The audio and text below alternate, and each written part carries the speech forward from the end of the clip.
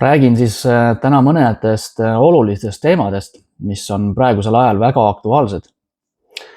Ja tänapäeval on siis levinud väga palju erinevaid viise ja õpetusi, mis peaksid justkui aitama inimesel jõuda oma hingelise kasvuni või siis saavutama mingi näilise staatuse, et olla siis vääriline igavesele elule või siis päästele sellest nii-öelda kannatuste rohkest süsteemist.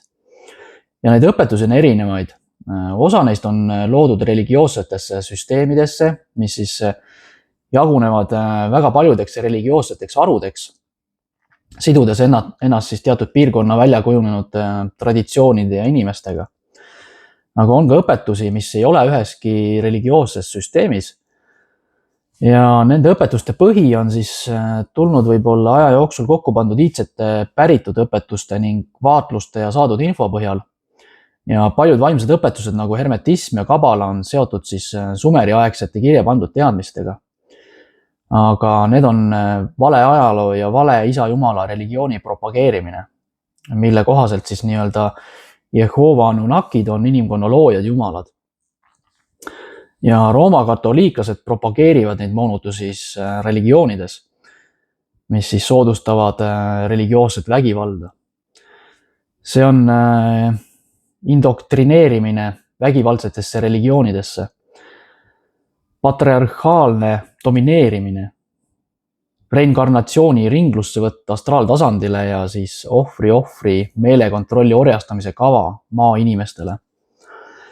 Ja kogu meie viimase 5500 aasta tagune inimkonna ajalugu on tegelikkuses ümber kirjutatud ning on kehtestatud patriarhaalse domineerimise ja kõigi maainimeste orjastamise jätkamise meelekontrolli plaan. Ja inimkonna vastu peetakse siis psühholoogilist ja vaimset sõda tehnoloogilise meelekontrolli vormis, mis kasutab ajupesu siis erinevate religioossete hirmude ja kataklüsmil põhineva tagakiusamise, terrorismi ja katku kaudu, et piinata inimkonda ja siis allutada teda orjastamisele. Et näiteks kristliku piibli ilmutusraamatu Armagedoni lugu põhineb Atlantise kataklüsmil ja see on tarkvara, mis siis nii-öelda piinab inimesi nende Atlantise ja Lemuuria aegsetest hävingutest nii-öelda rakulise mälestuste abil, mis siis kustutati tegelikult teadvuse meelest ning rassi kollektiivsest meelest hingemaatriksis.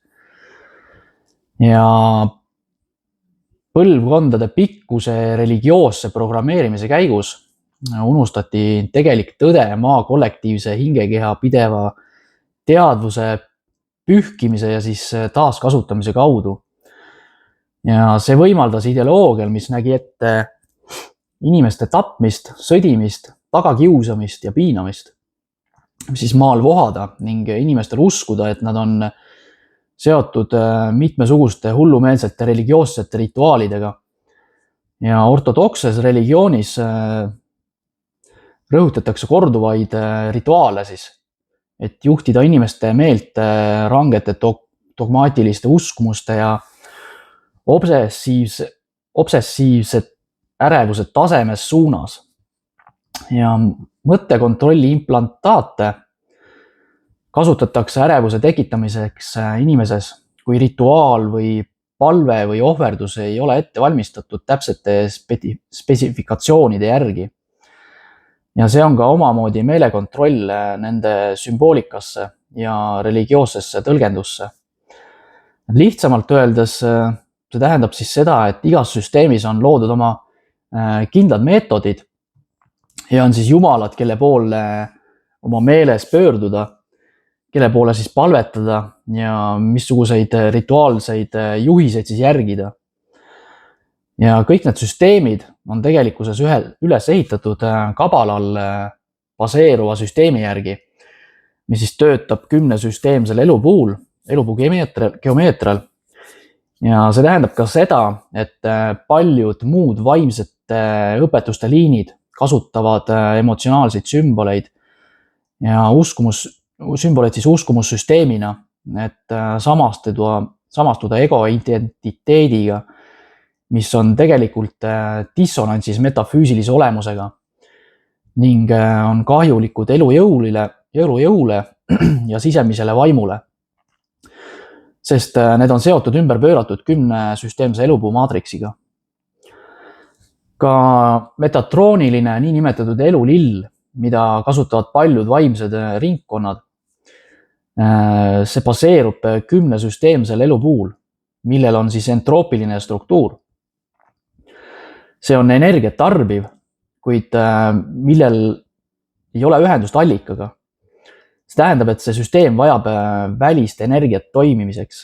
See on parasiitlik süsteem ja siis kasutab ära inimese ja planeedi elujõudu. Ja see süsteem on sihilikult üles ehitatud, et kasutada siis meie orgaanilise inimese elu energiat, mida sifoonitakse siis tegelikkuses teistesse galaktikasse läbi musta augu tehnoloogiate. Ja meie lihtsalt ei ole võimelised neid süsteeme eristama ega ka nägema, kuna inimeste tajutunnetus ning nägemisvõime eksisteerib hoopis teisel sagedusribal kui need tehnoloogiad ja süsteemid. Ja seda nimetatakse ka musta kuubi maatriksiks.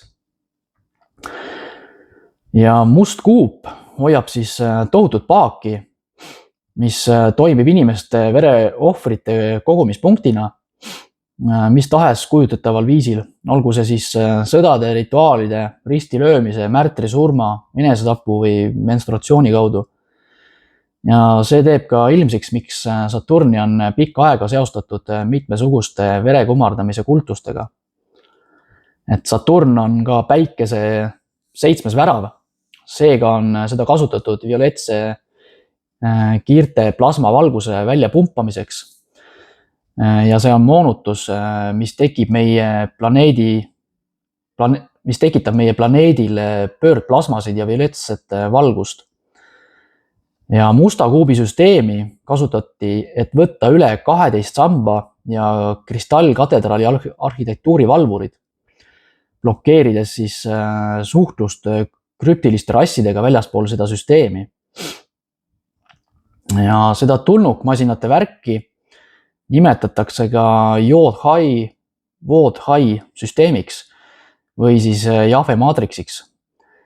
Ja on ilmne eeldada, et langenud Jahve olendid otsustasid, et nemad on meie jumalad ja otsustasid ka rakendada mitmesuguseid meelekontrolli mehhanisme, levitades siis usulisi uskumusi, et inimesed kummardaksid Jahvet või siis Jehovat kui jumal loojat, millele on ka piibel üles ehitatud.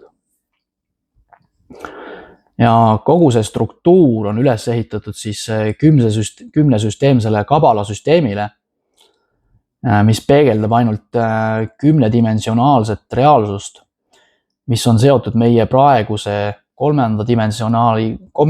dimensiooni kuni 10. dimensiooni tihedusega ja 2 ülemist dimensiooni, 11 ja 12 püha isa ja püha ema valgusvoolud on siis süsteemist välja jäänud. Ning see on loonud siis dualismi ja poolituse, mees- ja naisenergia eraldatuse. Valgus ja vari tekkisid lahus ning hieros-kaamos ühendus katkes.